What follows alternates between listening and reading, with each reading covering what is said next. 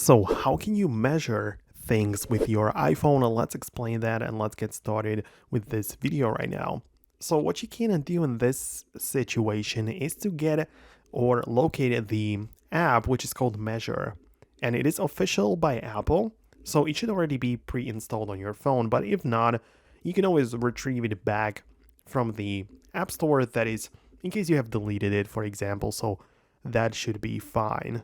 But once you just start using it, you can obviously just open it up, and essentially the way that the app works is that it will open up the camera right away.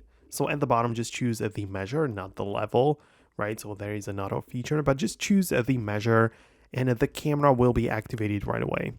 So essentially, you need to move your iPhone around to get an idea of the surroundings. So it uses a bunch of different sensors.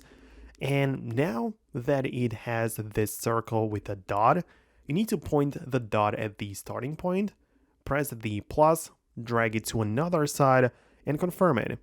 And now you can see the distance from one dot to another, right? So it's pretty useful, but you can keep on continuing from the second dot, create a third one, and you just can keep on going like that and essentially measure the whole thing as you go, right? And you can just even complete the whole, like square or rectangle, and yeah, just capture that using the shutter button, and you have it saved in your gallery as a photo. So you can even tap on the individual values like that, and you can see in like different measurement forms. So I have the 14 centimeters, which is 5.5 inches. So it's really working well. Obviously, it's not going to be as precise to the little millimeter, but for some general things, it's going to work fine.